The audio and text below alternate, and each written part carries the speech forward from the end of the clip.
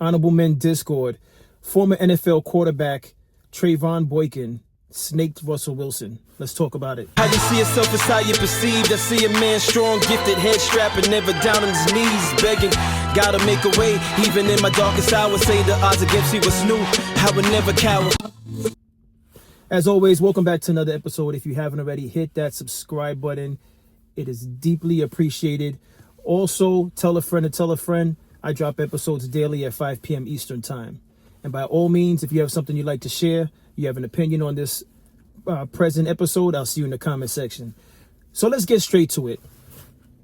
Former backup NFL quarterback for the Seattle Seahawks, Trayvon Boykin, decided to go on an interview, or decided to speak in an interview about his time during the holidays with Russell Wilson. Russell Wilson, former quarterback also for the Seattle Seahawks, former quarterback for the Denver Broncos, currently with the New York Giants. And yeah, if you're unfamiliar with the rant or the video that's circulating from Boykin, let's take a look at this video and then we'll talk about it further. Russell Wilson, I went to his house for Thanksgiving. The weirdest feel like he catered. So no, you know, like, bro, I come from a traditional country black family. We throwing down. If I got as much money as Russell Wilson, my whole family would talk about me so bad if I ain't fly everybody out there for Thanksgiving. And I'm sponsored by an airline. Yeah. Maybe he's not close to his family. And maybe he not. But his mama wasn't there. Sisters wasn't there. You know what I'm saying? Like, and even though, like, it's still weird to me. I'm just still, even if you don't food with your family, like, it's still weird to me on Thanksgiving. My family gonna do the food. This is what we gonna do. If you the one with the money, we coming to your house. You know what I'm saying? Like, let me that part. That's what we gonna do. So yeah. to get over there and catch Russell Wilson, like, him, is literally him, Sierra Daddy, me, Noonie, Baby Future, the chef, and 2 nannies. And 3 dogs. And Baby Future at that time was bad as hell. hey, Baby Future, what you think? You know, everybody going around the room saying what they thankful for and shit. Like, Baby Future, what you thankful for? Oh, just thankful for what I think he said something about, like, I mean, he was a kid though. You know what I'm saying? Yeah. Like, he was a kid. I think he a lot better than that, but at that time, like, bro was just, you knew, like, I think he understood it, like, he knew he was just spoiled, just bad. You feel me? Like, who his daddy was, who his mama was, who he hanging around, like, he started to understand. And so in that case, like, but then I leave Russ' crib, go to Earl Thomas' crib. Earl, that's more family origin because you met me there. We all was home when I stepped off at Earl crib. We playing spades, good food. Spades, like, we in there. Shout out Earl, bro. Area 29, bro. Shout out. I know you got the restaurant down there in Seattle, and it might be one in Austin too. So there you have it. What's your thoughts on the video that we just watched? My immediate thoughts is snake. Snake behavior. You can disagree me with that. You can disagree with me with that, but I'll see you in the comment section. Snake behavior. This episode is about snake behavior. Listen, gentlemen and ladies, if you're watching,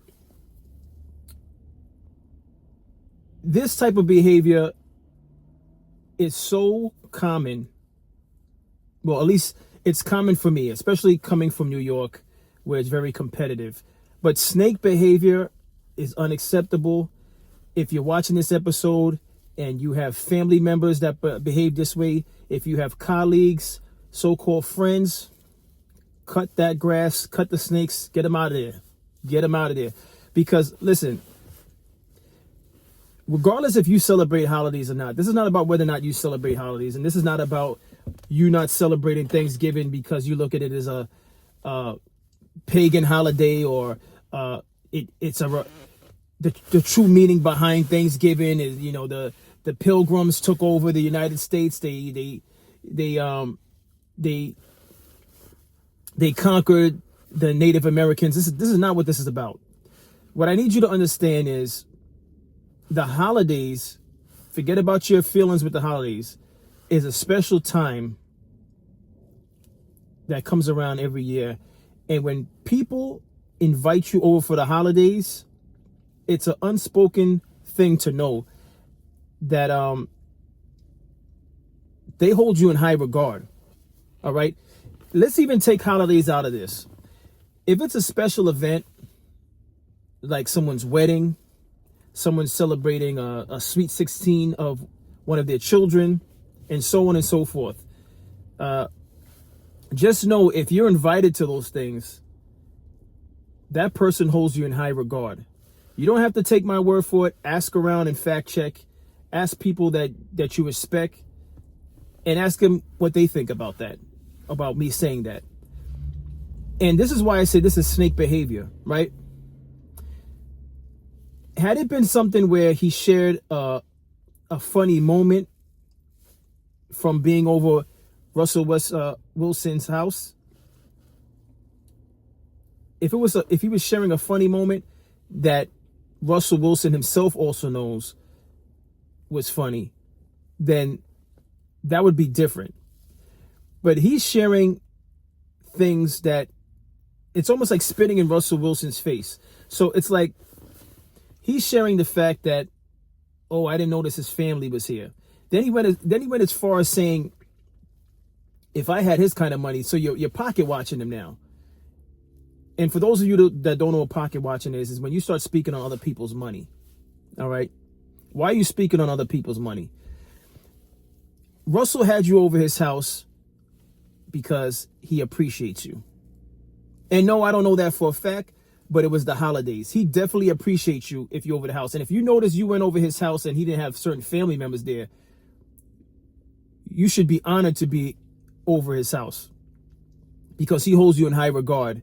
I'm pretty sure he doesn't hold you in high regard now for that type of behavior that you know what you did. You broke the trust. He had you over his house and you broke the trust. You go on a platform and you basically clown the man. And I can't respect people that do that. I cannot respect people that do that. And let me segue into something. Those of you watching this episode, here's why the word friends at this present time in 2025, and as I've grown older, you know, you're constantly evolving and learning. That word is so sacred. I'm very careful how I use it now. I'm extremely careful how I use it. I don't just throw that out. You're either my colleague, associate, you know, so on and so forth, neighbor. But to use the word friend, I don't give that away anymore easily. And let me tell you why. Because I was like a Russell Wilson in the sense of when I was younger and I would know about people's past, their background, I would feel bad for them and I would extend myself to people. I'm the type of person, if I knew about your background and you know, your family really didn't care for you or whatever the situation is, you know, I'm the type of person I would invite you over for the holidays so you can enjoy a warm cooked meal from my mother. Right? That was the type of person I was. And I use the word was because I would no longer do that. And it's not because I'm an asshole. It's because when you overextend yourself for people and they do things like this, it's a constant reminder of people take your kindness for weakness. Not only do they take your kindness for weakness, they don't respect you. And let me say this, some people, because I don't want to generalize this. Some people, but it more times than not, this is what happens. You extend yourself to people and then they spit in your face behind your back. In this case, it wasn't behind his back because he publicly said this on an interview, and now the rest of the world knows what he thinks about Russell, which to me is completely disrespectful. And disgusting. Disrespectful and disgusting, the two D's, right? And here's the thing, going back to that word friend. For those of you watching this, and take this from somebody who's on the verge of 50, all right? not quite 50, but on the verge. I'm closer to 50 than I am 40. So when I say this, take it for what you will. You're going to do what you want. You have your own minds. You have the free will to do as you please. But trust me when I tell you, vet your friends closely, carefully. Vet your friends carefully, because you see, I was one, not only would I extend myself and invite people over to my house during the holidays, and so that they could have enjoy a meal and feel the holiday spirit, so to speak. But I was the type of person to also lend myself to people. So an example, right?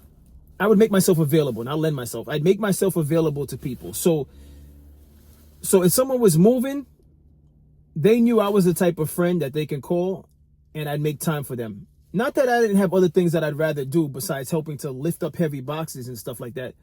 But I noticed within my friend circle, when people were moving, and I'm not going to say names, because this is not about me saying names, because that's not what I'm here for. But I'm going to share my side of the story for the sake of those of you watching that may need to hear this. All right. So if those friends come across this episode and feel some kind of way, so be it. I didn't mention your name, and I don't care to mention your name. I'm saying this for my viewers, right? So check this out. I used to make myself available for people that needed help with moving. And this is not one particular friend. This is several people that, just knowing the type of person that I was, right? They knew, you know what, let me call him up, because maybe he's available. And whether or not I was completely available, I made myself available, because I hold my friends, I used to hold my friends in high regard. And if I viewed you as that, then I would be there for you. Being there for you is not just, phone calls. Being there for you is actually physically being there for you. Being there for someone is physically making yourself available, sacrificing your time. It's not just picking up a phone. Picking up a phone is great, especially if it's a situation when it's long distance involved. It's understandable. But when you make yourself physically available for people, time in and time out, that's where you could see the difference between what should be deemed friends and associates. But with that being said, for these friends, I'd made myself available. And I noticed that when I needed help, which wasn't often, but when I needed help, it could be for the smallest thing, and I would reach out to those people, they weren't available. Now, you might say, well, you shouldn't do things with the anticipation that people would help you back. I know people that swear by that, but I don't agree with that, because if you're not unable to help out one time, then maybe you come through the second time. If you can't help out the second time, maybe you come through the third time. I had friends that never came through, but I came through more times than them. That's when it becomes an issue. And the reason why I'm sharing this with you watching this episode, those of you watching this episode, is vet your friends carefully.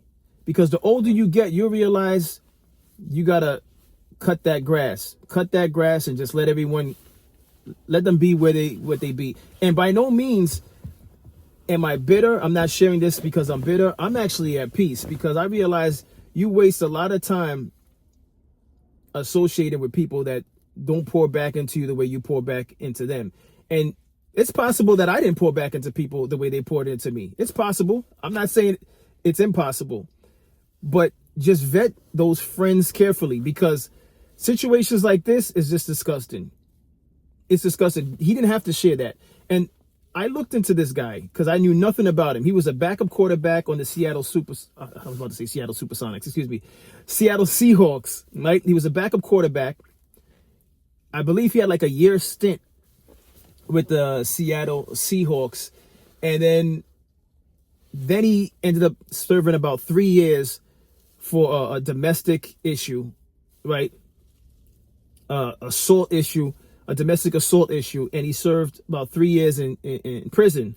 He gets out, and then he ended up becoming a quarterback in a Mexican football league of some sort of league. I didn't even know Mexico had a football league, but whatever the case is, and I'm not even saying that to make light of the other football league. But what I'm here to point out is Russell, regardless of how people in the media is attacking Russell for not being a great teammate, that's possible he's not a great teammate. It's possible.